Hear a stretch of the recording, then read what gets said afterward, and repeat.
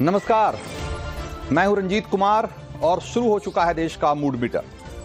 आज की पहली स्टोरी में आपको बताऊंगा कि 144 साल बाद महाकुंभ के शुभ संयोग की सच्चाई क्या है, और सेकंड स्टोरी में आपको दिखाऊंगा कि क्यों कतर के अमीर के स्वागत में सारे प्रोटोकॉल तोड़कर पीएम मोदी पहुंच गए एयरपोर्ट। और आज की तीसरी स्टोरी में आपको बताऊंगा कि आज सदन में क्यों सीएम योगी ने समाजवादी पार्टी पर बोला है सबसे बड़ा हमला। लेकिन शुरुआत महाकुंभ को लेकर दिए जा रहे सबसे बड़े दावे के साथ।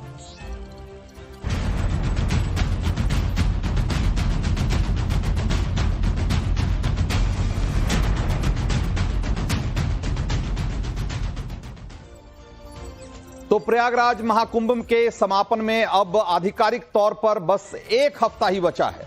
उससे पहले संगम में डुबकी की होड़ अचानक तेज हो गई है। रेलवे स्टेशनों पर खचाखच भीड़ है और प्रयागराज के रास्तों में गाड़ियों का रेला। संगम में महाकुंभ वाली डुबकी का मौका न छूटे, इसके लिए लोग जान जोखिम में डालने को तैयार हैं। उन्हें भगदड़ तक से डर नहीं लग रहा। क्यों?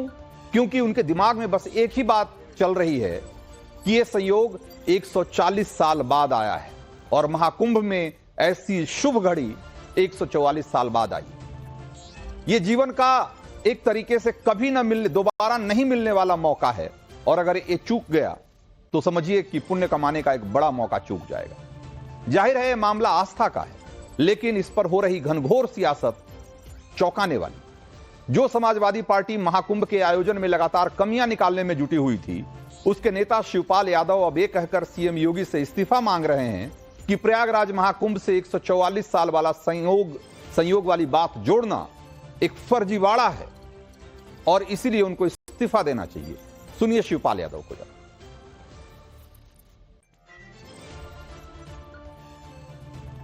144 साल का जो जिक्र हुआ है ग्रंथों में कहीं नहीं है। अगर कहीं है तो ये बताएं।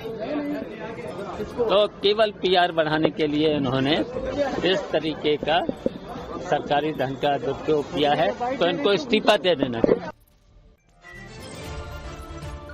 तो शिवपाल यादव योगी सरकार पर महाकुंभ के नाम पर सरकारी खजाने की बर्बादी का आरोप लगा रहे हैं, और पश्चिम बंगाल की विधानसभा में मुख्यमंत्री ममता बनर्जी ने महाकुंभ पर ऐसी बात कह दी कि हर आदमी हैरान है। ममता ने यह कहा कि यह कुंभ मृत्यु कुंभ में बदल गया है। ममता बनर्जी का पूरा बयान एक बार सुनना चाहिए आपको, फिर आगे की कहानी बताऊंगा। মহাকুম্ভ আমি নাইবা বললাম, ওটা এখন মৃত্যু কুম্ভ হয়ে গেছে। মৃত্যু কূপের মতো। আমি মহাকুম্ভকে সম্মান করি, আমি শ্রদ্ধা জানাই। বড় লোক আর ভিআইপিদের জন্য লক্ষ টাকার ক্যাম্প, আর গরিব লোকেদের, সাধারণ লোকেদের জন্য লাইনে দাঁড়ান 15 ঘন্টা 20 ঘন্টা দাঁড়িয়ে, যদি একটা মাদুরেও বসে 2000 টাকা। तो महाकुंभ सनातन का सबसे बड़ा आयोजन है और सबसे बड़ा जुटान है।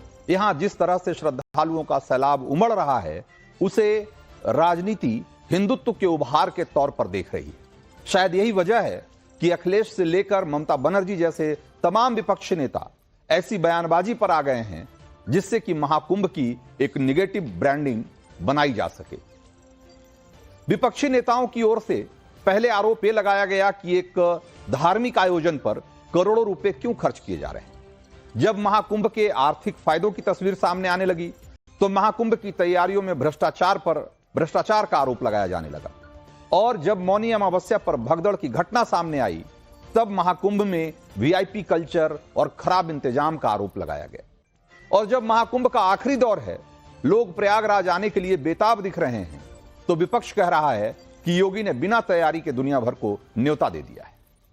इसी कड़ी में महाकुंभ के 144 साल वाले शुभ संयोग पर अब योगी सरकार को घेरा जा रहा है। सारे आरोप अलग अलग हैं, लेकिन सबका मकसद एक ही है। किसी भी तरीके से यह साबित किया जाए कि प्रयागराज महाकुंभ में बदइंतजामी हुई, भ्रष्टाचार हुआ है, भगदड़ की जो 2 घटनाएं हुई, इसकी वजह से विपक्ष को और भी मौका मिल गया। लेकिन सवाल यह है कि अखिलेश और शिवपाल यादव महाकुंभ को लेकर जो ये आरोप लगा रहे हैं, कि प्रयागराज महाकुंभ में 144 साल का संयोग सिर्फ ब्रांडिंग भर है, यह कितना सही है? जरा इसकी भी पड़ताल करते हैं। तो मैं आपको बताता हूं कि प्रयागराज महाकुंभ में 144 साल के संयोग की बात कहां से आई। निरंजनी अखाड़े के आचार्य महामंडलेश्वर कैलाशानंद गिरी ने सबसे पहले कहा कि साल 2025 का प्रयागराज महाकुंभ 144 साल बाद ऐसा संयोग लेकर आ रहा है जिसमें कि पंचांग गणना के मुताबिक आकाश में ग्रहों की वही स्थिति होने वाली है जो आज से 144 साल पहले बनी थी। तब पंचांग के मुताबिक वार, तिथि, नक्षत्र, योग और करण का ठीक वैसा ही संयोग था जैसा 2025 के महाकुंभ में बना था। आपको यहां जानना चाहिए कि पंचांग में इन्हीं 5 चीजों के जरिए काल गणना की जाती है।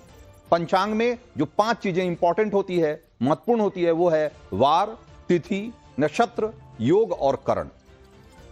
पंचांग की ये गणनाएं जटिल और उलझाऊ जरूर है, लेकिन आसमान में ग्रहों और तारों की स्थिति बताने वाले एस्ट्रोनॉमिकल पैटर्न के एक वीडियो के जरिए आप इसको आसानी से समझ सकते हैं।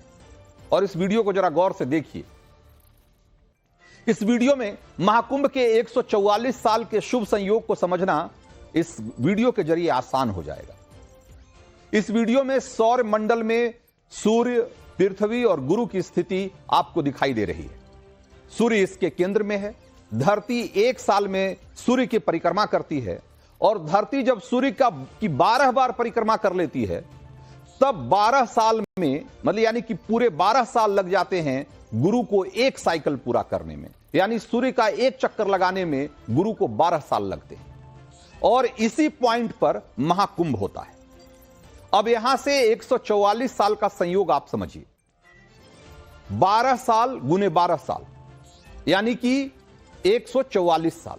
इस वीडियो में गुरु के 12 साल का क्रम, यानी कि जो नया जो महाकुंभ पॉइंट आपको बनता दिखेगा, और जैसा कि आप इसमें देख भी सकते हैं इस वीडियो में, वो 144 साल बाद फिर से लौटकर उसी पॉइंट पर आता हुआ दिखेगा। गणितीय गणना के मुताबिक एक महाकुंभ पॉइंट पर गुरु दोबारा अपने 12 चक्कर के बाद ही पहुंच पाते हैं। और गुरु का 12 चक्कर मतलब धरती का 12 चक्कर गुना 12 चक्कर, क्योंकि जब तक गुरु एक चक्कर लगाता है तब तक पृथ्वी के सूर्य के चारों तरफ 12 चक्कर हो जाते हैं। और यही महाकुंभ के 144 साल का हिसाब है। पंचांग के मुताबिक 144 साल पहले हुए महाकुंभ के एग्जैक्ट पॉइंट पर अगला महाकुंभ होता है। और इसी वजह से तिथि, वार, नक्षत्र, योग और कर्ण पंचांग के 5 अंगों में से कम 3 अंग आपको एक लाइन में दिखाई देते हैं। तो महाकुंभ के 144 साल के संयोग को खारिज करने के लिए अखिलेश यादव ने क्या क्या तर्क दिए, एक बार पहले उसे भी सुनिए, फिर आगे की कहानी और बताऊं। देखिए, महाकुंभ कोई शब्द नहीं है। लोगों को गुमराह किया गया। 144 वर्ष बाद हो रहा है। किस तारीख से ये तय कर रहे हैं? हमारे हिंदू धर्म में नक्षत्र और समय 2 इंपॉर्टेंट हैं। तो जो सदियों से होता आया है, कब धरती बनी, कब हमारे स्टार्स बने, कब से प्लेनेट हैं, ये बीजेपी वालों को सब पता है। ये केवल मनमानी करते हैं कि जो वो कहें वही थोप दो, वही स्वीकार करो। तो अखिलेश यादव सिर्फ नक्षत्र और समय गिनाकर 144 साल के संयोग को अगर खारिज कर रहे हैं तो इसके पीछे उनकी राजनीति है। वो सवाल कर रहे हैं कि किस धर्म ग्रंथ में एक महाकुंभ के 144 साल के संयोग का वर्णन है। तो उसका जवाब प्रयागराज के लक्ष्मी नारायण आश्रम के पीठाधीश्वर स्वामी विमलेशाचार्य ने दिया है। और उन्होंने बताया है कि पद्म पुराण के पाताल खंड में महाकुंभ के अमृत योग का जिक्र है जो 144 साल बाद आता है। पद्म पुराण में ऋषियों को, शेषनाग को महाकुंभ के अमृत योग की बातें बताते हुए उसका जिक्र है। सुनिए विमलेशाचार्य क्या कह रहे हैं इस। शेष जी महाराज जी ने यहाँ पे ये पद्म पुराण के अंतर्गत में ये बातें बताई। प्रयागात अधिकम जो ही मन्ने स दंडम हरति। प्रयाग में कोई ऐसा कार्य नहीं है, प्रयाग की महिमा तो शेष जी अपने मुख से नहीं वर्णन कर सकती। तो अब यह भी जान लीजिए कि महाकुंभ का 144 साल वाला अमृत योग असल में किसके लिए? तो ऋषि मुनियों और साधना करने वालों के लिए इसका विशेष महत्व है, क्योंकि इस योग में की गई साधनाएं, तपस्याएं कई गुना ज्यादा फलकारक होती हैं, कई गुना ज्यादा फल देती है। इसीलिए आम लोगों को 144 साल वाले अमृत संयोग में नहीं उलझना चाहिए, ऐसा संतों का मत है। उनके लिए तो, यानी कि आम लोगों के लिए तो महाकुंभ में डुबकी लगाना भरी काफी। लेकिन अब 144 साल का वही शुभ संयोग आम श्रद्धालुओं के लिए एक बड़ा क्रेज बन गया है, और इसी क्रेज के चक्कर में महाकुंभ के लिए मारामारी मची हुई और हादसों के बढ़ने का खतरा भी उसी तरीके से बढ़ रहा है। प्रयागराज महाकुंभ में डुबकी लगाने के लिए लोग कितने बेताब हो रहे हैं, देश भर के रेलवे स्टेशनों पर से उसकी तस्वीरें लगातार दिख रही है। लेकिन अब मैं आपको कर्नाटक के उत्तरी कन्नड़ा जिले के से एक आपको तस्वीर दिखा रहा हूं, जो महाकुंभ के प्रति आस्था और जुनून की एक नई कहानी है। यह कहानी उत्तरी कन्नड़ा के सिरसी गांव के 57 साल की गौरी की है।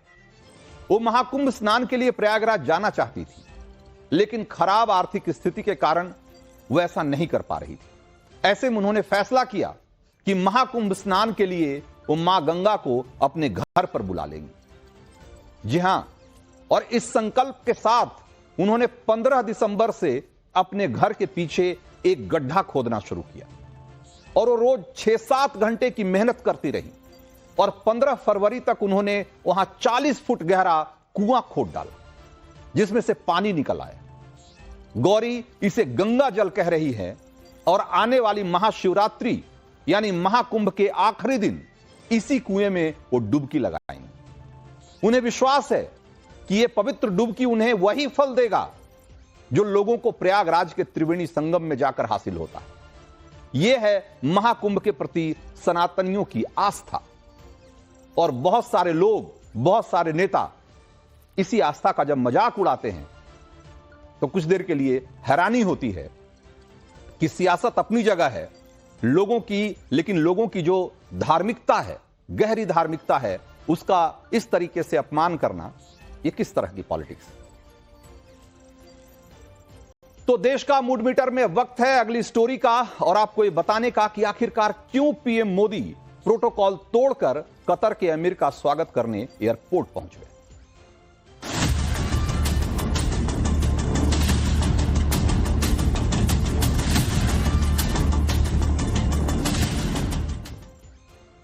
तो मोदी और मुसलमान, ये एक ऐसा मसला है जिस पर भ्रम वाली पॉलिटिक्स की हांडी झट से चढ़ जाती। और इसकी ताजा मिसाल देख लीजिए कि कल प्रधानमंत्री नरेंद्र मोदी कतर के अमीर शेख तमीम बिन हमद अल थानी का स्वागत करने के लिए सारे प्रोटोकॉल तोड़कर एयरपोर्ट पहुंच गए। पीएम मोदी ने बड़ी गर्मजोशी से कतर के अमीर का स्वागत किया, उन्हें गले लगाया, स्वागत में खड़े अपने मंत्रियों और अधिकारियों से उन्हें मिलवाया। कतर के अमीर के चेहरे पर यह मुस्कान जो थी वो बता रही थी कि वो पीएम मोदी की इस जबरदस्त मेहमान नवाजी के कायल हो चुके हैं। लेकिन कूटनीति के इस मसले में राजनीति फौरन चालू हो गई।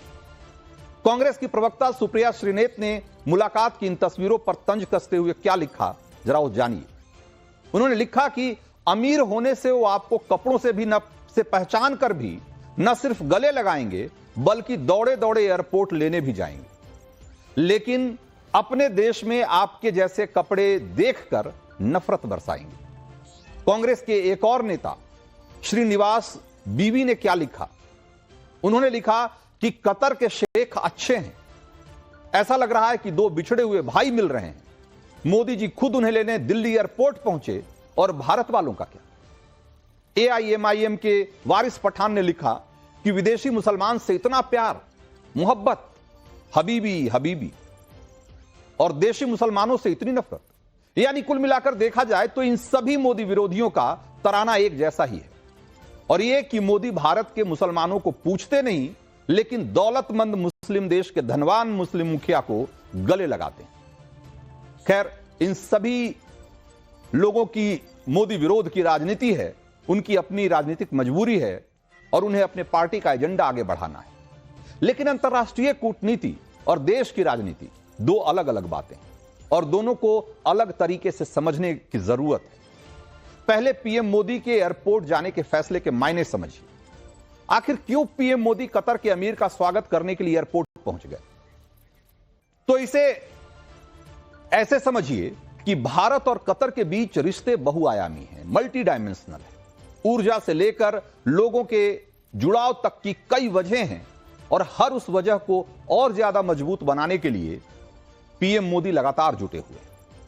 आज कतर भारत का प्रमुख एलएनजी सप्लायर है। भारत के ग्लोबल एलएनजी इंपोर्ट का 40% से ज्यादा हिस्सा कतर से आता है और 2024 का इंटरनेशनल एनर्जी एजेंसी का जो आंकड़ा है वो कहता है कि भारत में अभी 65 बिलियन क्यूबिक मीटर गैस की खपत हो रही है, जो कि अगले 6 सालों में बढ़कर 120 बिलियन क्यूबिक मीटर तक पहुंच जाएगी।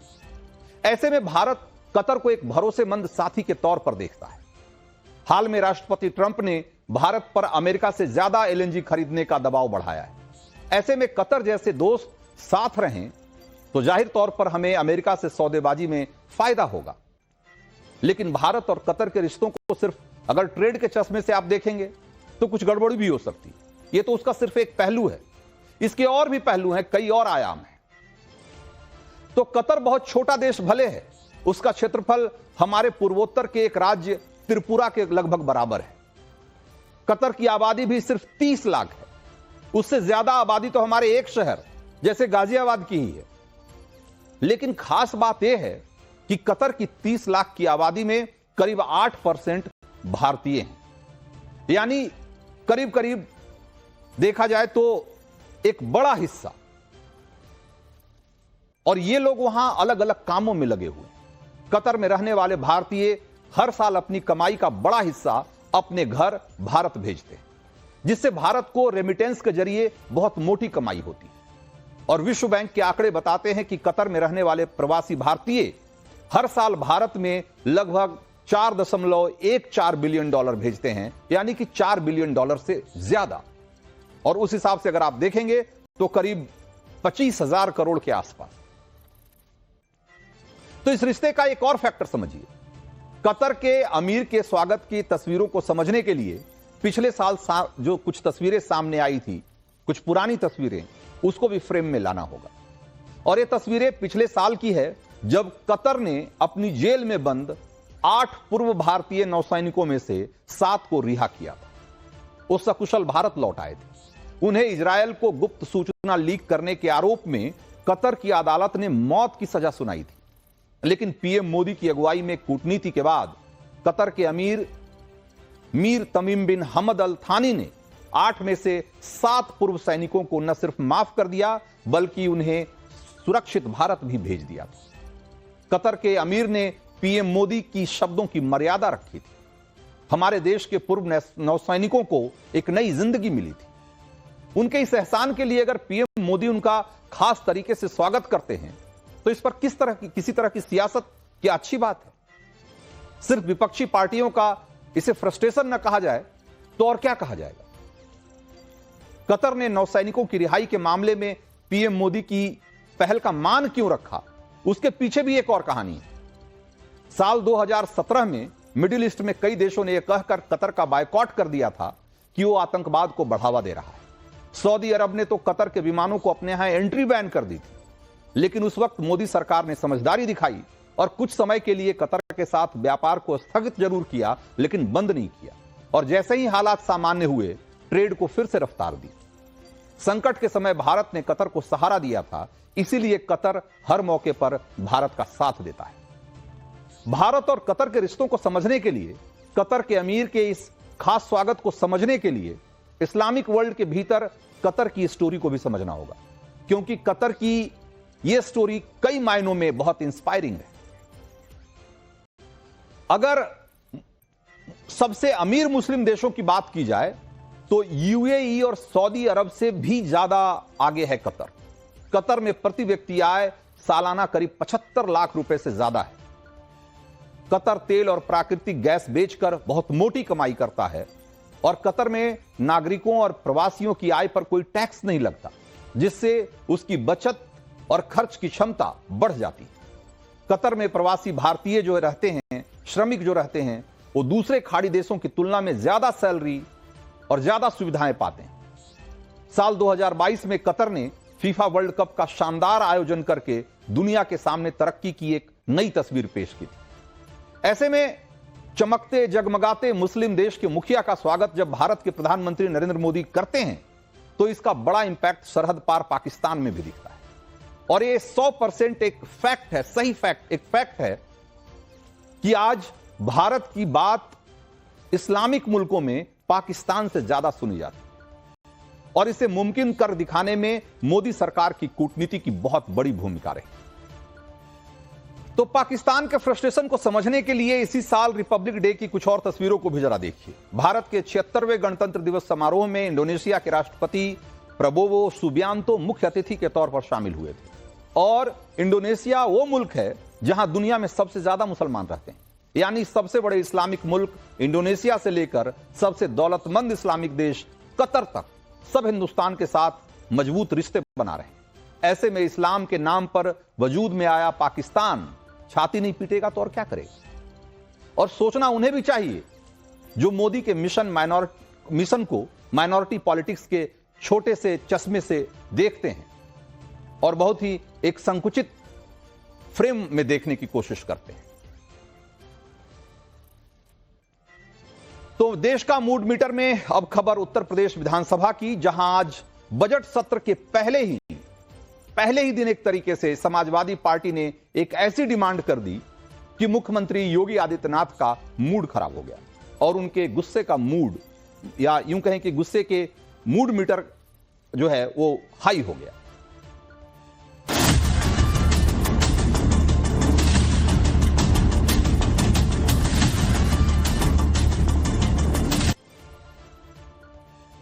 तो आज यूपी विधानसभा के बजट सत्र के पहले ही दिन समाजवादी पार्टी का उर्दू प्रेम जाग गया, जिसने सीएम योगी को एक तरीके से गुस्से से भर दिया।